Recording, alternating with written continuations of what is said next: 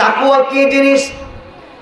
হযরত ওমর রাদিয়াল্লাহু তাআলা আনহু নবীজিকে ডাক দিয়ে বললেন, ইয়া রাসূলুল্লাহ, ইয়া হাবিবাল্লাহ, নবী গো, তাকওয়ার গুণ অর্জনকারী কোন ব্যক্তি? কি পরিমাণ আল্লাহকে ভয় করলে তাকওয়ার গুণ অর্জন করা যায়? নবীজি ডাক দিয়ে বলেন, তাকওয়ার গুণ অর্জনকারী ওই ব্যক্তিকে বলা হয়, আমার শুনে রাখো, একটা রাস্তা দিয়ে, একটা পথ দিয়ে, একটা জমির আল দিয়ে একজন মানুষের ব্যতীত দ্বিতীয় কোনো মানুষ যেতে পারবে না।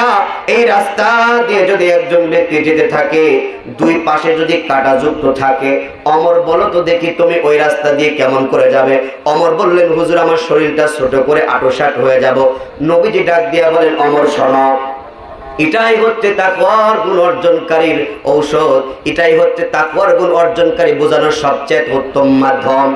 যেমন তোমার শরীরে কাঁটা যেন না লাগে, তোমার জামায় যেন কাঁটা না লাগে, তুমি যেন আঁটোসাঁট হয়ে যাবে। পৃথিবীর জমিনে যেই সমস্ত মুসলমান তাকওয়ার গুণ অর্জনকারী হয়ে যাবে, ওরা যেই দেশে, যেই রাষ্ট্রে, যেই গ্রামে, যেই সমাজে, যে মহল্লায় বসবাস করবে, ওই সমাজের মধ্যে সুদ চলবে, জিনা চলবে, অহংকার, দুর্নীতি, রাহাজানি, মিথ্যা, চগলখড়ি, সব কিছু অন্যায় পাপাচার চলবে। প্রতিটা অন্যায়কে, প্রতিটা গুনাহের কাজকে কাটা মনে করবে। এই সমাজে যারা তাকওয়ার গুণ অর্জনকারী হয়ে যাবে, সমাজের মধ্যে বসবাস করবে, গুনাহ তার গায়ে যেন না লাগে, সুদ যেন না আসতে পারে, জিনা যাতে না আসতে পারে, অহংকার, দুর্নীতি, রাহাজানি, কোনো অপকর্ম যেন সাথে না আসতে পারে। এই জন্য ওই ব্যক্তি যদি তাকওয়ার গুণ যদি অর্জনকারী হয়ে যায়, তার ওই ব্যক্তি এত ভালো হয়ে যাবে, এত সৌন্দর্য হয়ে যাবে, ওই ব্যক্তি প্রতিটা গুনাহকে কাটা মনে করবে। হযরত ওমর রাদিয়াল্লাহু তাআলা বললেন, ইয়া রাসূলুল্লাহ, ইয়া হাবিবাল্লাহ, নবী ডাক দিয়ে বলেন, ওমর শুনে রাখো, যদি আপনি তাকওয়ার গুণ অর্জনকারী যারা হয়ে যাবে, যা আমল করবে, আমলটা হবে আমলে সলিহ, আর যারা আমলে সলিহ যারা করবে, আমার আল্লাহ রাব্বুল আলামিন তাদের জন্য এত বড় পুরস্কার দিবেন। আল্লাহ তাআলা বলেন, ইন্নাল্লাযীনা আমানু ওয়া আমিলুস সালিহাতি কানাত লাহুম জান্নাতুল ফিরদাউসি নুজুলা। জোরে বলেন আল্লাহু আকবার। আল্লাহ তাআলা বলেন, যারা তাকওয়ার গুণ অর্জনকারী হয়ে যাবে, যত আমল করবে, গুনাহ থেকে বিরত থেকে, গুনাহ থেকে ভালোর দিকে এসে যত আমল করবে, আমলে সলিহ হয়ে যাবে। আর যারা আমলে সলিহ যারা হয়ে যাবে, আমার আল্লাহ রব্বুল আলামিন ওই ব্যক্তিকে, আমার রব, আমার মালিক, ওই ব্যক্তিকে সবচেয়ে বড় জান্নাত, জান্নাতুল ফিরদাউস দিয়ে মেহমানদারি করাবে। কন্যা সুবহানাল্লাহ। এই জন্য আমার ভাইরা আমার, এই জমিনের মধ্যে আমরা আছি, আমরা থাকবো না। এই পৃথিবীর জমিনে আমার আল্লাহ রাব্বুল আলামিনের কাছে কোন ব্যক্তির সম্মান, কোন ব্যক্তির দাম আমার আল্লাহ তাআলার কাছে বেশি? আপনার চেহারা সুন্দর, আপনার টাকা আছে, আপনার ক্ষমতা আছে, এই জন্য তার দাম আল্লাহর কাছে বেশি নয়।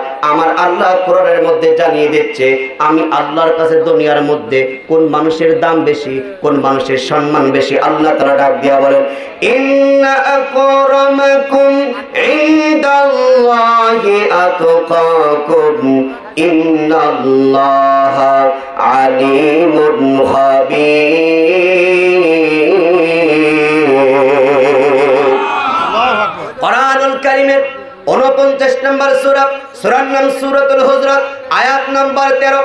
আমার আল্লাহ তাআলা ডাক দেয়া বলেন, এই পৃথিবীর জমিনে ওই মানুষের সম্মান আমি আল্লাহর কাছে বেশি, যেই মানুষগুলো আমি রবকে যারা ভয় করে, আমি আল্লাহকে যারা ভয় করে, যেই মানুষগুলো আমি আল্লাহকে ভয় করবে, ওই মানুষের দাম আমি আল্লাহর কাছে সবচেয়ে বেশি।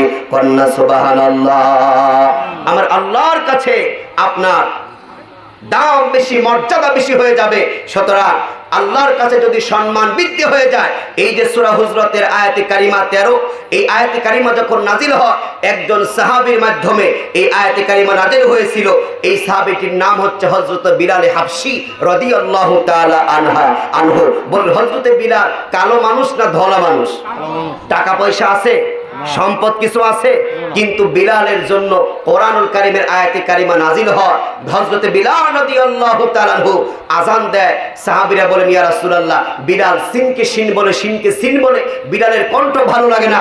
আর একজন সাহাবী যখন আজান দেয় তখন আমার আল্লাহ তাআলা কোরআনুল কারীমের আয়াতে কারিমা নাযিল করে দেয় যে আমি আল্লাহর কাছে দামি মানুষ ওই ব্যক্তি যেই ব্যক্তি আমি রবকে ভয় করে, কন্যা আল্লাহু আকবার।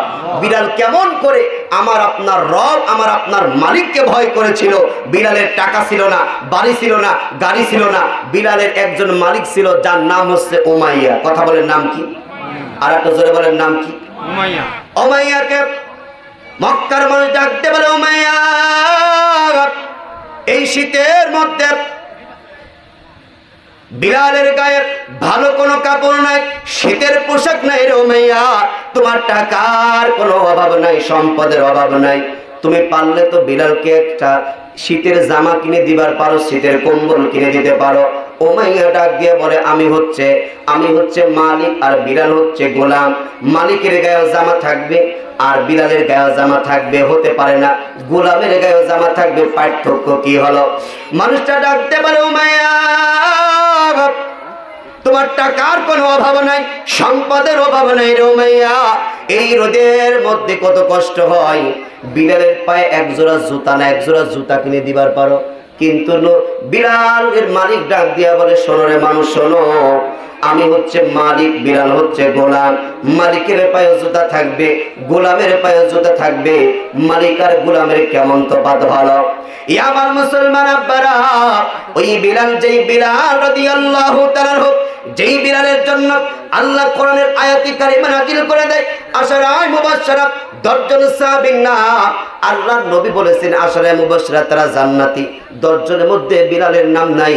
কিন্তু বিলাল এমন একজন ব্যক্তি, আমার আপনার পয়গম্বর ওই মিরাজে যে দেখেন হযরতে বিলাল রাদিয়াল্লাহু তাআলা জান্নাতের মধ্যে হেঁটে বেড়াচ্ছে, কন্যা সুবহানাল্লাহ।